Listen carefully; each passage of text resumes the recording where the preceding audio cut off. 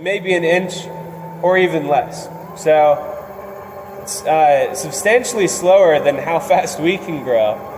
And geologically speaking, that's actually pretty fast. There's other caves with formations that have been measured to grow slower than that average. But of course they don't know over that long of a period of time because nobody's been measuring formations for more than 400 years. So we're not entirely sure. This is actually our biggest room. They call this the dry room. Very simple name. And this is where Penn's cave was discovered in the year 1795. So Reverend James Martin discovered the cave when he was 76 years old in that year, 1795.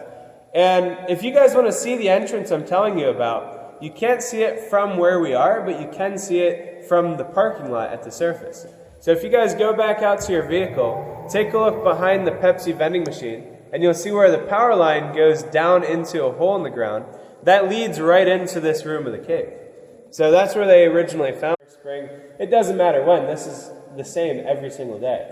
I gave a tour earlier this year. It was negative 14 degrees Fahrenheit. Basically the coldest you get here in Pennsylvania, and no ice inside the cave. It felt very warm compared to being outside. I've noticed a lot inside the cave.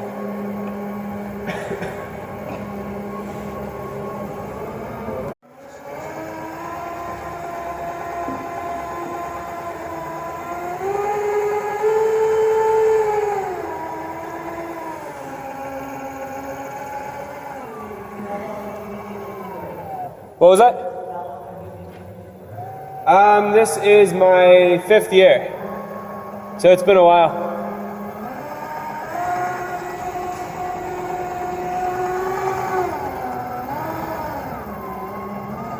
I started when I was in high school. Oh man, wonderful already. So after that nice red color, we have this one. Green. I think it looks like the Northern Lights.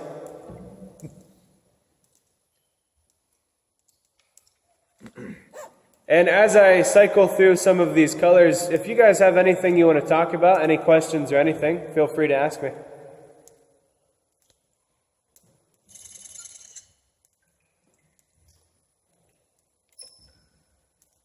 Blue.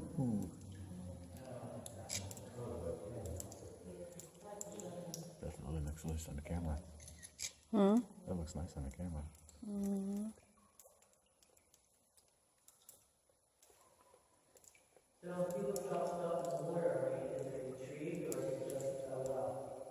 Oh, it's kind of funny because I've given tours all these years and I've literally had 0 customers drop any phones in the water, or at least they haven't told me if they did. Sometimes people will lose things like sunglasses and other things like that, and generally they don't notice, and if they do, they don't care because I find them in here all the time.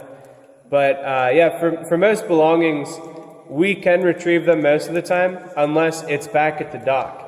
At the dock, if you drop anything in there and if it doesn't float, we can't get it out. Because the water back there is about 16 feet. That's even before the flooding. If the water gets higher, it can get more than 20 feet back there. So, ask me why they brought the wallet into the cave, I don't know, but yeah, they lost them.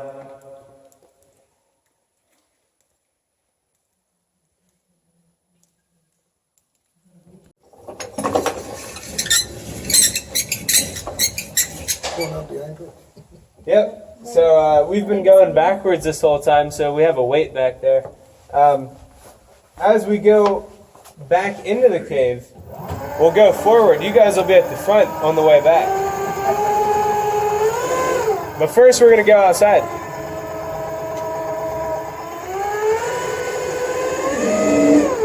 It's a nice system because if the water is too high and we can't come outside, or if it's raining and we can't come outside, I don't have to come out to turn around. I can just change directions and go right back.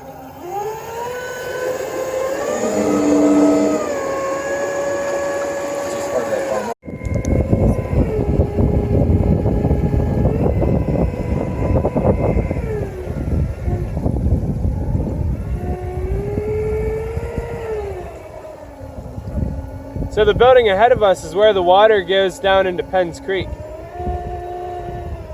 That building is where they used to produce hydroelectricity starting in 1927, and they stopped doing that in about 1943, because at that point they could just pay to have electricity.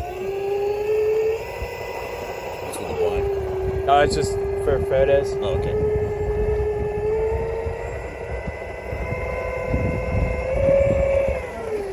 Need some loons out here. What was that? Oh, the deepest is out by the building out there. That's about 25 feet out there.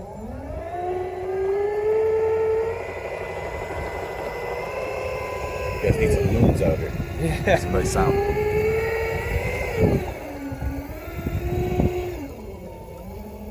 You guys notice the bison on the right? Yeah. But they were buffalo.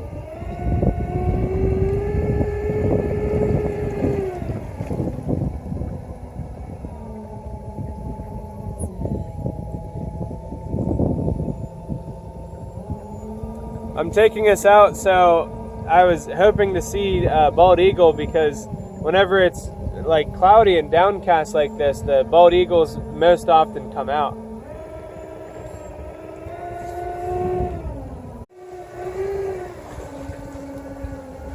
Now, some people don't like bats, but you have to consider that bats are actually very, very important, because the more bats...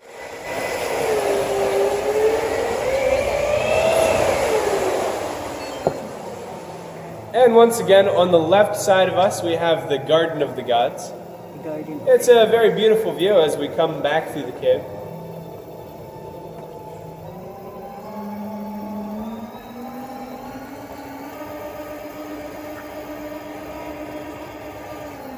They call this room the Cathedral room. It gets the name because of the high arches at the ceiling of the cave.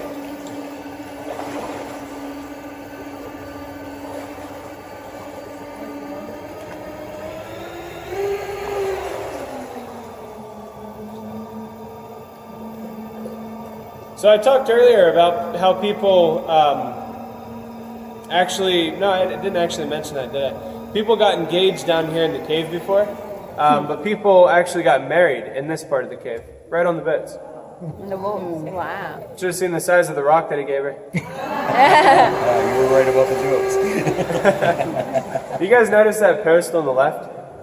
We actually have that there because during the winter, we still give tours. We'll tie the boats off inside the cave, so we don't have to clean the ice off of the boat every day.